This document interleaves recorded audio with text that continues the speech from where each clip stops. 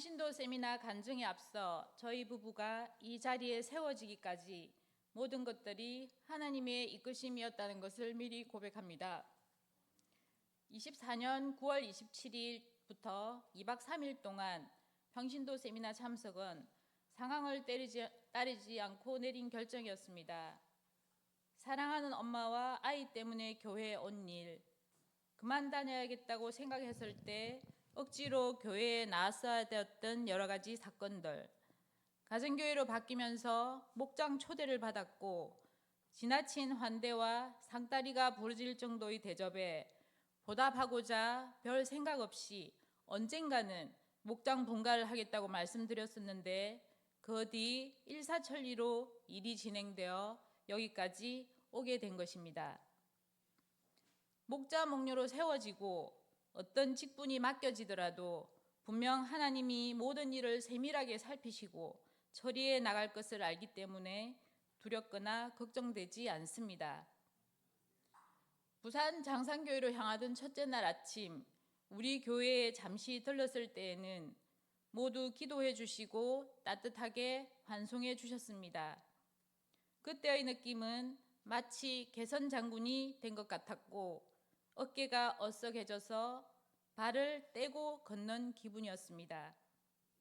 남편과의 여행에 들뜬 기분도 있었지만 평세를 미리 다녀오신 분들의 말씀에 큰 기대감이 차올랐던 것입니다. 가면서 남편과의 대화는 너무 평온하고 달콤했습니다. 모든 것을 맡기고 미리 천국을 경험할 것을 생각하니 이제껏 느껴보지 못했던 행복감이 온몸을 감싸는 것 같았습니다. 2박 3일 동안 할까 말까 고민하지 말고 순종하는 자세로 배워오자고 다짐하는 시간도 좋았습니다. 도착과 동시에 저희는 짜여진 스케줄에 몸을 맡겨야 했습니다.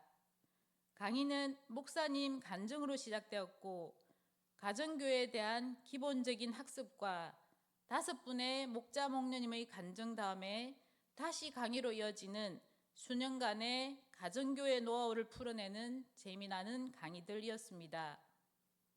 쉬는 시간 맛있는 간식조차 있게 만들었고 2박 3일 동안이 너무 짧다는 생각도 했습니다.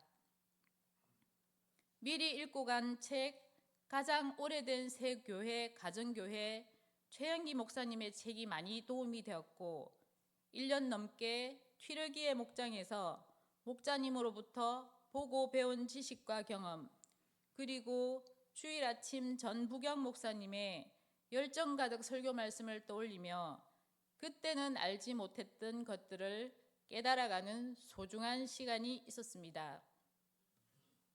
강의 도중 와닿았던 부분은 신앙생활이 재미있기 위해서는 살아계신 하나님을 반드시 체험해야 하고 체험은 순종할 때 나온다고 했습니다. 목사님이 성도들을 바꾸는 것도 중요하지만 순종으로 성도들도 목사님을 바꿔야 한다고 말씀하셨습니다. 교회에서 목사님의 설교 말씀은 그 시간 하나님이 주신 말씀이고 순종해 나가는 모습을 볼 때 목사님이 더욱더 긴장하고 기도로 나아간다는 내용이었습니다. 목사님이 되어보지 않고 또 목자 목녀가 되어보지 않고는 판단할 수 없다는 깨달음이 있었습니다. 가정교회는 하나님이 주신 또 다른 기회이고 여기에서 섬김은 소모적인 힘듦이 아니라 행복하고 의미 있는 힘듦이라 하셨습니다. 말씀잔치에서 최영기 목사님이 말씀하신 영혼구원과 사람을 키우는 것, 즉 영원한 것에 투자하라는 말씀이 떠올랐습니다. 장산교회는 2011년 10월 가정교회로 바뀌었고 작년에는 출석교인 5% 이상인 23명이 세례를 받았다고 했습니다. 일반 교회와 가정교회의 차이점은 일반 교회는 예배드리는 것이 신앙생활의 주 목표이고 소수의 직책자에 한해 교회 사역이 이루어지고 있으며 참된 사역이 어려워서 전도가 어렵고 비신자가 목회자를 불편해하는 어려움이 있는 것이 문제라는 것입니다. 문제 해결 방법은 성경적인 교회로 돌아가는 것이고 그 대안이 가정교회라는 것입니다. 그러면서 강조하신 말씀은 지금은 가정교회가 최선이라고 생각되지만 또 다른 신약교회 회복을 위한 좋은 방법이 생긴다면 과감히 지금의 가정교회 시스템을 버리고 따르겠다고 말씀하셨습니다. 영혼 구원하여 제자 삼는 교회가 되기 위해서는 진정한 목자는 목자 목녀가 되고부터이고 하나님이 일꾼을 찾는 것이 아니라 마음 놓고 부릴 종을 찾고 계신다면 다시 한번 순종으로 나아가야겠다고 다짐하는 시간이었습니다. 목장이 전도의 주체가 되고 목자 목녀가 예수 영접과 생명의 삶 공부를 하게 인도하고 섬기며 비신자가 하나님을 믿게 되는 진정한 영혼 구원이 이루어지는 하나님이 원하시는 교회. 좋은 전통은 지키되 본질을 훼손하는 전통은 손을 보는 것이 맞다는 말씀에 고개가 저절로 끄덕여졌습니다. 목자 목녀 간증은 참으로 감동이었습니다.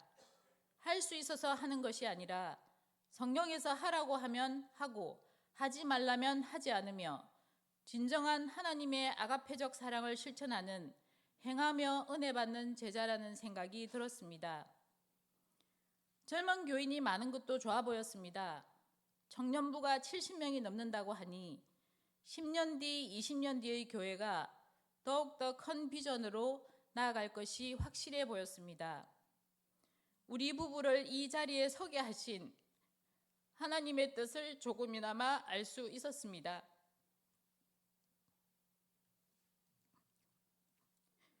예수님의 4대 사역인 복음 전파와 가르치고 치료하고 먹이는 것이 이루어지는 곳이 목장이라는 생각이 들었고 여기 이 자리에 제가 서 있다면 복음 전파하여 목장 분가의 꿈을 키우고 일반 성도가 목자 목녀가 될 수 있도록 함께 나아가는 것이 나의 사명이라는 생각이 들었습니다.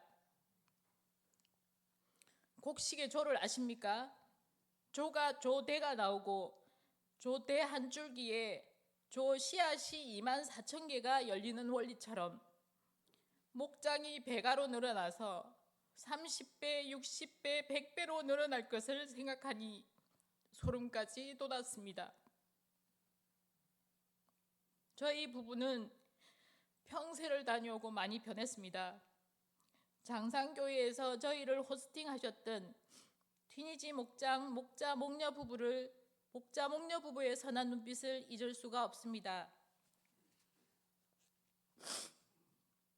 세상의 성공을 바라보며 쉼없이 달려왔습니다. 큰 집과 좋은 차를 가지고 싶었고 아이를 잘 키우고 싶었으며 남에게 인정받는 삶을 살고 싶었습니다. 그렇지만 그 뒤 이 세상 떠날 때에는 무엇이 남을까라는 막연한 두려움을 항상 가지고 있었습니다.